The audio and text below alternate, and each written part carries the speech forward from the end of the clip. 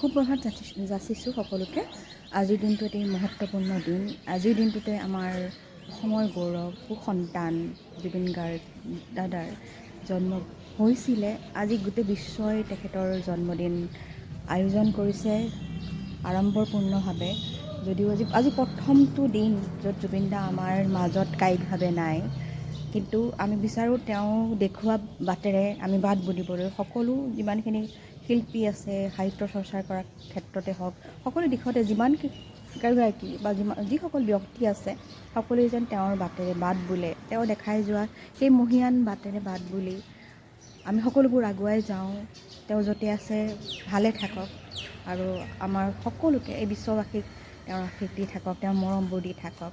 জুবিন দাদা আমাৰ চেনেহৰ, আমাৰ মৰমৰ, সকলোৰে মৰমৰ আদৰৰ জুবিন দা। আৰু তেওঁৰ জন্মদিনটি আমি সকলোৱে, বিশেষকৈ তেওঁ যেতিয়া সংগীতৰ লগত জড়িত আছিলে আৰু বাকী সকলোবোৰ তেওঁৰ যিখিনি চিন্তাধাৰা ভাৱধাৰা যিবোৰ আছে, সকলো কথা কৈ আমি শেষ কৰিব নোৱাৰোঁ। আমি প্ৰতিজন ব্যক্তিয়ে আজি তেওঁ গুচি যোৱাৰ পিছত আমি খুব বাহুল্যভাৱে তেওঁৰ ওপৰত জানিবলৈ সুবিধা পাইছোঁ। নিশ্চয়কৈ সকলোৱে বুজি পাইছে সেই কণমানি সন্তান এটিৰ পৰা বয়স্ক ব্যক্তি এগৰাকীলৈকে তেওঁ সকলোৰে আদৰৰ, মৰমৰ, হেঁপাহৰ আৰু তেওঁৰ যিখিনি কৰ্মৰাজি, সেই কৰ্মৰাজিও ভাল লগা কামবোৰ, যিখিনি কামে প্ৰত্যেকজন ব্যক্তিৰ যাক যেনেকৈ ভাল লাগে, কণমানি শিশুটিক যেনেকৈ ভাল লাগে জুবিনদাৰ গানৰ শৈলী হওক, জুবিনদাই থাকি বা সৰু শিশুসকলৰ লগত কটোৱা সময়বোৰ বা বিজ্ঞজনক বা বয়স্কজনৰ লগত তেওঁৰ কটোৱা সময়বোৰ আড়ম্বৰপূৰ্ণভাৱে বা তেওঁৰ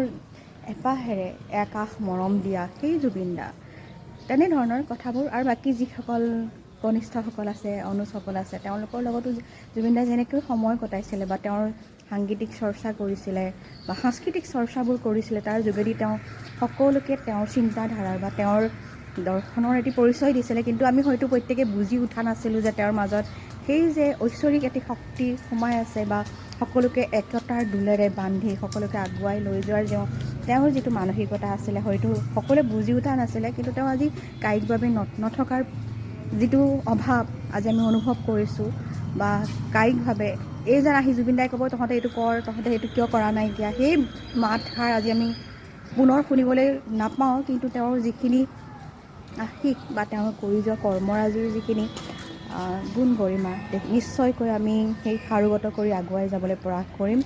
আৰু তেওঁ যে একতাৰ দোলেৰে সকলোকে বান্ধি ৰাখিছিলে, সেই মহান কৰ্মৰাজি বা সেই গুণৰাজি যেন আমি সকলোৱে শিকিবলৈ প্ৰয়াস কৰোঁ। আৰু তেওঁৰ যি সাহিত্যৰ চৰ্চা, তেওঁৰ যি কৰ্মৰাজি, সেইবোৰ সাৰোগত কৰি আমি আগুৱাই যাবলৈ প্ৰয়াস কৰোঁ আমাৰ জীৱন বাটত। আৰু সেই আশা কৰিম। আৰু তেওঁ য'তে আছে সকলোকে আশীষ দিয়ক, য'ৰ পৰাই তেওঁ ভালকৈ চাই সকলোকে মৰম দিয়ক, আশীষ দিয়ক আৰু সকলোকে শক্তি দিয়ক।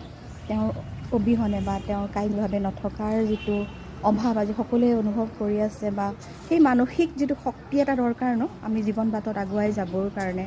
মুখত এমুকুৰা হাঁহি লৈ সদায় যে হাঁহি ফূৰ্তি কৰি জুবিন দাই জীৱনটো উপভোগ কৰিছিলে।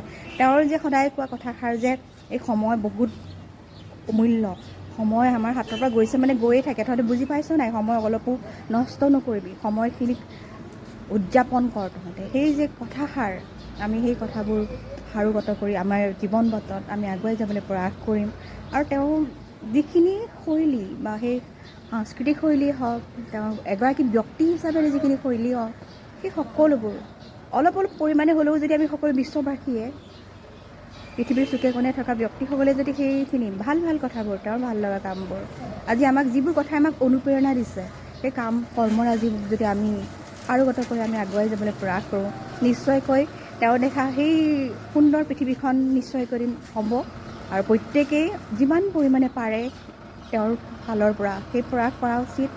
আমি আজি প্ৰয়াস কৰিছোঁ, আমি সাংস্কৃতিক বা সংগীতৰ লগত আমি জড়িত হৈ আছোঁ, সেয়ে সংগীতৰ যোগেদিয়ে তেওঁৰ প্ৰতি আমি শ্ৰদ্ধা নিবেদিবলৈ প্ৰয়াস কৰিছোঁ। গোটেই দিনটোত আমি তেনেকৈ কৰ্মৰাজি লৈ যাবলৈ প্ৰয়াস কৰিছোঁ আৰু বিচাৰিছোঁ তেওঁৰ আশীষ প্ৰত্যেকজন ব্যক্তিকে দিয়ক।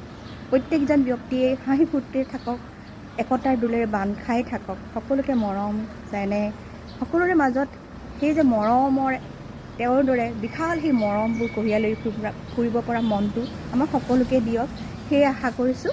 আৰু তেওঁৰ আশীষ নিশ্চয়কৈ বিচাৰিছোঁ, তেওঁ য'তেই থাকক আমাক আশীষ দি থাকক। আমাৰ লগে লগে থাকক, আমাৰ কাষে কাষে থাকক, সেই কামনা কৰিছোঁ। অশেষ শ্ৰদ্ধা নিবেদিছোঁ জুবিন দা। জয় জুবিন দা।